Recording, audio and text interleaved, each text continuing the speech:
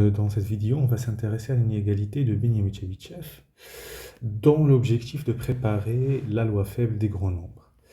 Alors, donc on a le théorème suivant qui dit que si x est une variable aléatoire réelle d'espérance petit m et de variance v de x, alors pour tout a strictement positif, on a que la probabilité que valeur absolue de x moins m, donc que l'écart entre les valeurs prises par x et l'espérance, la probabilité que cet écart soit supérieur ou égal à a est majorée par la variance de x sur a au carré.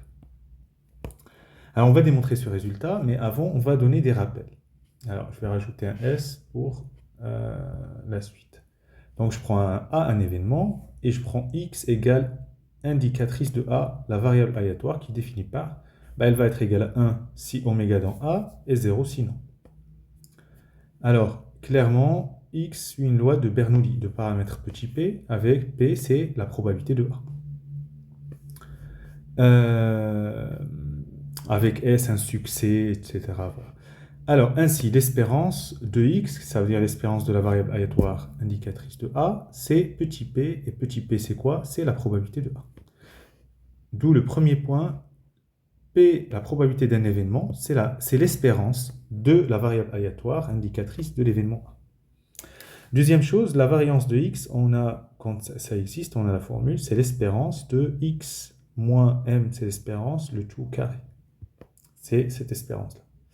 Allez, c'est parti. Donc, on considère l'événement a, c'est l'ensemble des oméga, tels que la différence de x avec petit m en valeur absolue supérieure ou égale à a. Au passage, p de a, l'événement, c'est p de x moins m en valeur absolue supérieure à a. Voilà. Maintenant, on va considérer les deux variables aléatoires, y et z, variables aléatoires définies par y, c'est la première, la différence de x à m en valeur absolue, et z, c'est a, petit a fois l'indicatrice de a. Et on va comparer ces deux variables aléatoires. Ça veut dire qui est plus grande que l'autre. Je prends oméga dans grand A. Alors, y de oméga, c'est x oméga moins m en valeur absolue. Mais par définition, que oméga dans A, c'est que vous êtes là. Et donc, si vous êtes là, c'est que x moins m, c'est supérieur à petit a. Et la deuxième variable aléatoire, c'est là.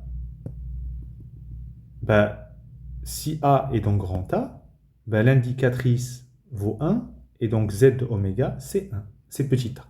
Donc, grâce à ces deux choses, on a y de oméga, c'est supérieur ou égal à z de oméga. Maintenant, si oméga n'appartient pas, la deuxième variable aléatoire, z de oméga, c'est égal à 0, parce que l'indicatrice.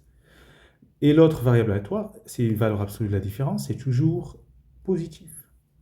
Le terme est positif, donc la variable aléatoire donne des résultats positifs. Et donc, on a toujours y de oméga supérieur à z. Et donc, le bilan, c'est que quel que soit oméga dans grand oméga l'univers, y de oméga est supérieur à z de oméga. Bon, par passage au carré, croissance de la fonction carré, on a ce résultat. Et maintenant, on va pouvoir appliquer les espérances. Espérance de y carré supérieur ou égale à l'espérance de z carré. Sauf que l'espérance de y carré, c'est la variance de x. Alors, je l'ai mis au début, mais je le rappelle, c'est ça. Et là, y, c'est quoi? C'est x moins m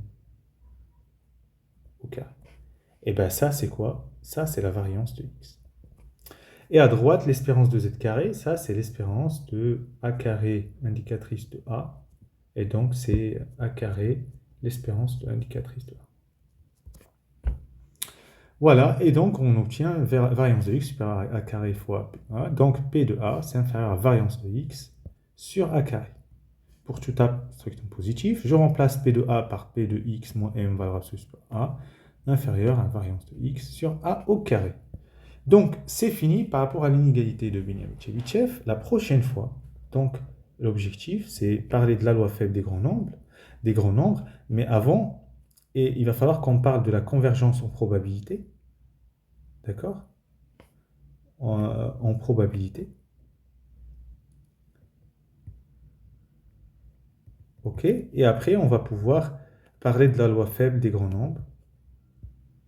Alors, il faut savoir pourquoi on l'appelle loi faible des grands nombres quand même.